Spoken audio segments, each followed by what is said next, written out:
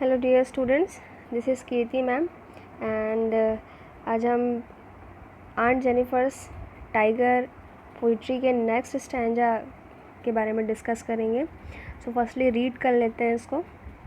Aunt Jennifer's fingers fluttering through her wool find even the ivory needle hard to pull.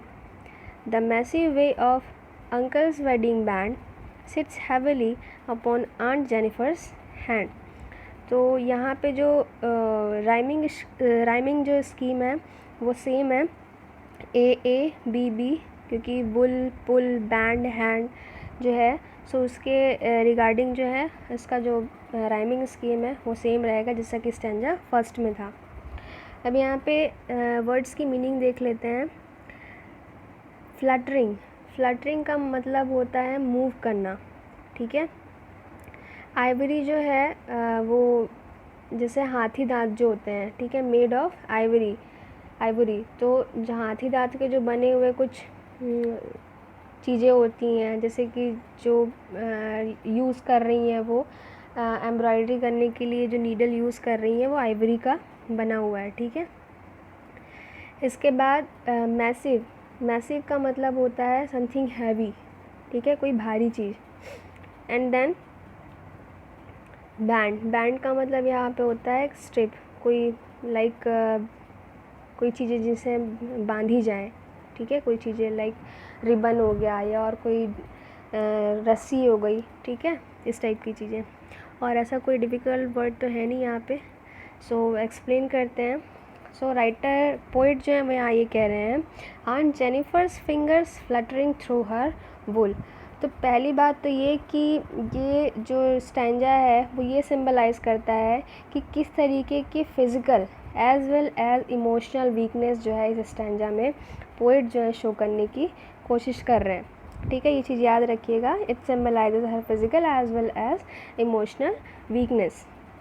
Okay, so poet जो है वो ये कहना चाह रहे हैं कि आंट जेनिफर की जो फिंगर्स हैं, ठीक है, जो भी वो बना रही हैं, जो भी एम्ब्रॉयडरी कर रही हैं, ठीक है, तो जो अपनी जो उनकी जो फिंगर्स हैं वो जो ऊन है, वूल का मतलब यहाँ पे क्या है, ऊन, उसमें जो है बहुत तेज़ी से चल रही हैं। आंट जेनिफर की जो फिंगर्स हैं उस ऊन में जो बना रही हैं, वो एम्ब्रॉयडरी कर रही हैं, उसमें काफ़ी तेज़ी से चल रही हैं।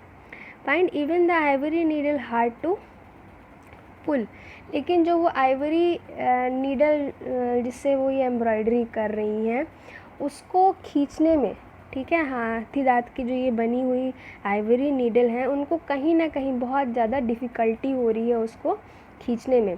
हाथ तो उनके चल रहे हैं लेकिन उस आइवरी नीडल को जो है खींचने में उनकी जो सलाइयाँ होती हैं उससे उनको जो है काफ़ी मुश्किल हो रही है।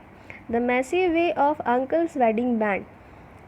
अब ये अंकल्स वेडिंग बैंड जो मैंने पहले बताया था कि इनका जो सिंबलाइज़ कर रहा है फ़िज़िकल और इमोशनल वीकनेस, तो यहाँ पे इसी लाइन के लिए जो है वो शो कर रहा है कि ये जो उनके फिंगर्स तो चल रहे हैं लेकिन वो जो आइवरी नीडल है वो उसको पुल क्यों नहीं कर पा रही हैं।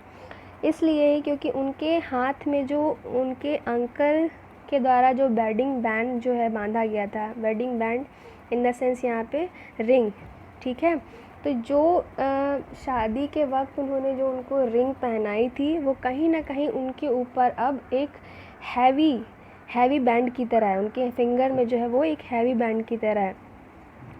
The wedding ring which she is wearing seems heavy, okay, to her as she find it difficult to go ahead as her married life, okay, कि अब वो जो है जिस तरीके की मैरिड लाइफ उन्होंने जी है, उनके अंकल के द्वारा जो पहनाया हुआ जो रिंग है उनके हाथ में कहीं ना कहीं बहुत ज़्यादा हैवी है, और हैवी इसलिए कि वो उसकी वजह से फ्री नहीं हो पा रही है, अपने आप को फ्री महसूस नहीं कर रही हैं।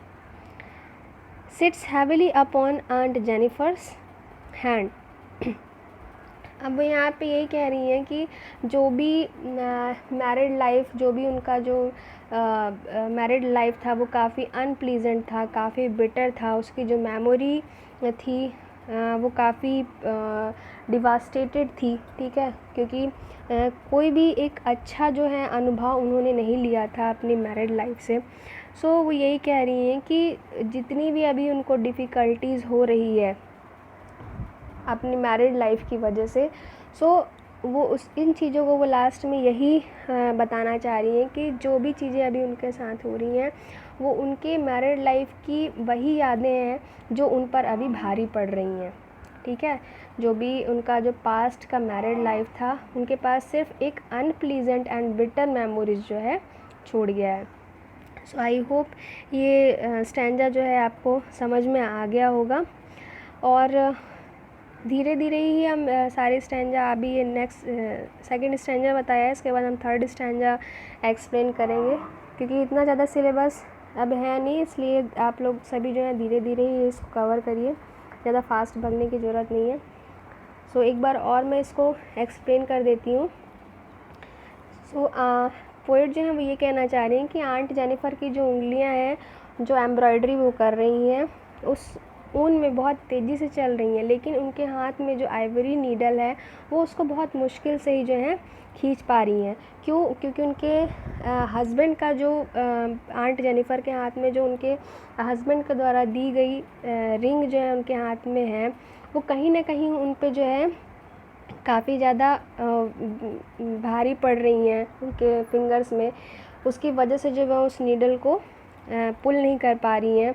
और अगेन जो है राइटर वो ये कहना चाह रही हैं कि उनका जो मैरिड लाइफ है, उनके पास सिर्फ अनप्लीजेंट और बिटर मेमोरीज़ जो है छोड़ गया है।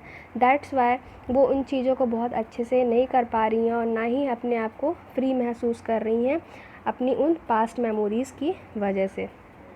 Okay, thank you.